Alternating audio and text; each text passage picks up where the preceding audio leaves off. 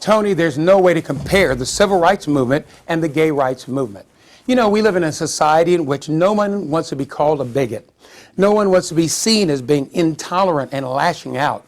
And therefore, there's been an attempt to hijack the civil rights movement and to make it look like this is the same kind of thing, gay marriage, that we were dealing with the blacks sitting in the back of the bus. And claim that because of their preferences, whether it be same-sex marriage or homosexuality, is a civil right. It's tremendously offensive to millions of African Americans. To compare that with civil rights, now I'm upset about that.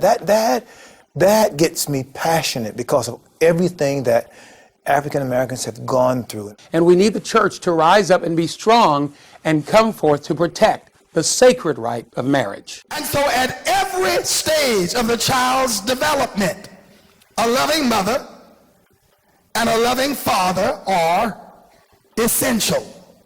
Whether you're Mexican, Latino, whether you're Chinese, Filipino, whatever we are, we need to join hands today. And we need to come together and bring back the values to America.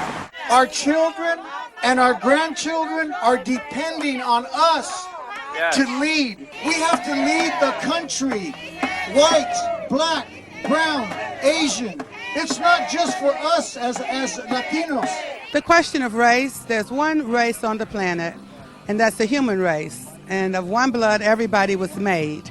And so to tell two people they can't marry because of difference in skin color is against the foundational understanding that is in our hearts that we're one race. So any man of any complexion can marry any woman of any complexion. Now the issue of two men marrying or two women marrying, of course, is in direct opposition to what's there.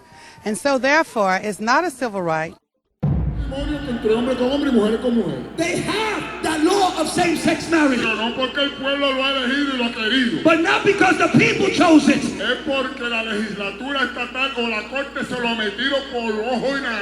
Because it was the legislature and the court system that put it through their noses. They forced it. They forced it on the people. Well, I tell the governor and everybody who says that the Hispanic people are in favor of this. Let us vote for it. Let the 20 million people vote. They're going to stand up together, Democrats, Republicans, Hispanics, African Americans, everyone together. This is not a civil rights issue. This is an issue where there are a group of radical folks that want to push an agenda and want to redefine it for everybody else. That is going directly at the core of the church in terms of male and female relationships, in terms of what marriage is to represent. One person's claim of a civil right trumps or would have trumped all the civil rights of everyone to be heard in the state. We got out and began to talk to our representatives. I'm talking about Roman Catholics, Baptists. We even had major Mormon leaders come out and go to Annapolis. It was a church rising up and then embracing even secular groups.